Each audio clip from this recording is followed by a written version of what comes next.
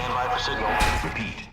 Hello, ladies and gentlemen. This is the Brock Lawley program. My name is Brock Lawley, and I am your fearless host. This is the segment where we tackle the news headlines, sifting out the leftist lies like the chaff that it is from the golden wheat of truth.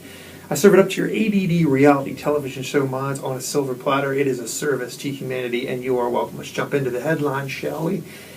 Riots continue, and now there's a big swell in the West Bank. Hopefully, it doesn't blow into some sort of frenzy.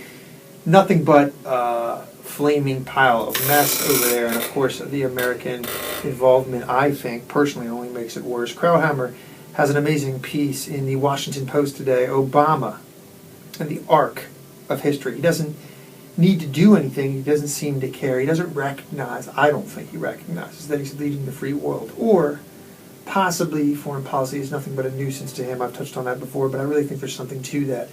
I think he has such narrow, focused view on domestic change. I think he wants to remake economically, specifically, the United States, and thus his foreign policy is on fire. I think there's a lot to be said for that. John McCain continues his parade of saying moronic and foolish things.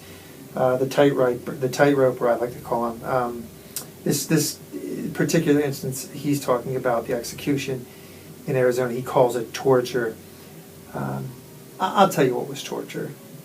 It was torture what his victims had to go through. If I have to sit through one more song and dance, if I have to sit through one more crocodile tear fest for a rapist or a pedophile or a murderer, without one word, I read these articles, there's not one drop of ink spilt defending or even sometimes giving voice to the innocent victims. It just makes me sick. It goes to show you how our moral compass is simply broken today.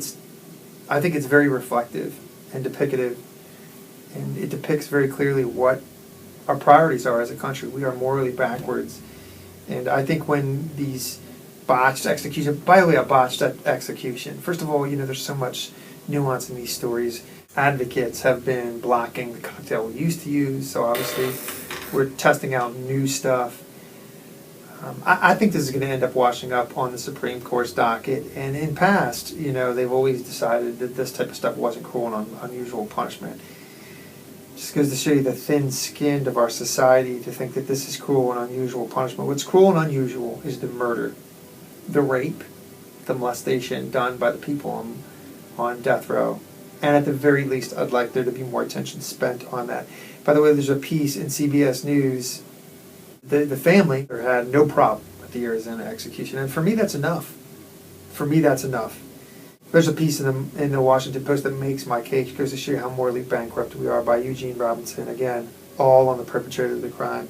And New York Times is the same way, spouting off every platitude known to man. And the irony is, I really truly believe these people pat themselves on the back for being, morally above the rest of us. I don't know how you snuff out the young life of an innocent, and then you get to live the entirety, the fullness of your life. How is that justice? To me, that is the antithesis of justice. So there you have it. Sad news, there is a shooting, a 3-death shooting in Pennsylvania, and this actually in a hospital. Mercy Fitzgerald Hospital. A female caseworker in a wellness center. The second victim, a 52-year-old doctor, grazed a bullet to the head. The gunman, a 49-year-old man, arrested shortly after the shooting. Goes to show you these sort of gun-free zones, nothing but targets, I think, for maniac. Let's listen to the Philly.com sound bite here. There were 2 guns retrieved at the scene, one with the perpetrator and one we believe that the doctor may have possessed at this point in time. So that needs to be verified. We believe the doctor certainly, from all of our accounts, would be acting in self-defense. All right, and in a little bit of a lighter note, we're going to take a little bit of a breath. I came upon this interesting story. A couple travels back in time. They found their marriage in a rut. They go back to a happier time. Some might say time traveling, at least by state of mind. They go back to the 50s. Let's listen to this couple talk about this. Gary and Mandy Jones talking about how they've completely revamped their life to sort of take their mindset and their marriage to a time when they think things worked better. The lifestyle that we lead, very much in the 50s style, has done wonders for our own relationship. It's given us both a common interest. Yes. That, 30 long years. Yeah, that we both share it, we're both passionate about. So it's something we both do together, a hobby that we've both got together, and it's made us much stronger. And we've met some great friends through it, haven't we, really? Also, the fitness aspect with us dancing a lot, our fitness is up. Getting older as well. We've had some great times, haven't we? Some great times. Yes, and injuries. As well. Definitely, a few injuries. Still got them.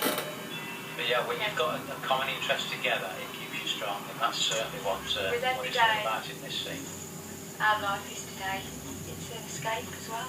Yeah, it's an escape from the fast modern world. Normality and problems in life. Yeah, it's great. It's an interesting perspective. I wouldn't be surprised if this caught on. People just sort of taking themselves out of the madness of the modern day world. I don't necessarily think this is for everybody, but it's interesting that people go to that time to escape it. I found that to be particularly interesting when gender roles were more clearly defined, when people respected the institution of marriage. There wasn't nearly as much social engineering going on. Lewis once said that if you found you've gone off the path, if you know you're lost, sometimes the best way forward, the best way to progress is retrace your steps, find out where you were lost. That's the best and quickest way forward. I think there's a lot to be said of that. I think that special human interest story kind of alludes to some of that sentiment that I imagine might be creeping into the minds of more people in the modern era. Let's dive into more headlines, into the mire and the muck. I apologize for this. Obama chastises companies that move overseas. So the left loves to tell business how to run itself. It's interesting, even though they know nothing about it. Clueless, economically clueless. The landscape of economic Sahara Desert-like policies should convince you of that. Obama and the left-wing ideologues just don't seem to realize that businesses exist to create profits. That's how they pay employees, shareholders. That's how they continue to make goods and services. They can't seem to get that through their noggin, and I don't really know what it's going to take. The New York Times has this piece, though, obviously lauding the president in his tongue lashing to business. Amazing. By the way, there's an article in Real Clear Politics where Obama's talking about tax policy. He sounds like a full-throated Marxist. Might have something to do with the fact that he is. Sounds a little bit like Henry Waxman on taxes to me. You might want to check that one out. By the way, I find this to be interesting. I'm reading in the Washington Post here, and I'm wondering where the outrage is over Syria and ISIS. So you have Muslims slaughtering other Muslims. The same is true in Boko Haram. But because neither Israel or the United States, the teeny tiny and the great Satan, apparently because neither of those two are involved in it, it's not a bad thing. Might I say, because brown people are killing other brown people, it doesn't seem to be a big deal. It's not a problem, apparently. I think this is something to explore intellectually. You know, there is slaughtering going on by way of Muslims throughout the modern Middle East. But the New York Times doesn't get their butt in a bunch about that. No, only when the Jews are defending their own nation and the citizens within it, or if the United States flag is being flown somewhere. Do you ever notice that? Very, very selective moral outrage, some might say. Ladies and gentlemen, let me leave you on a good note. Do you remember the Sudanese Christian woman who was brutally treated, sentenced to death?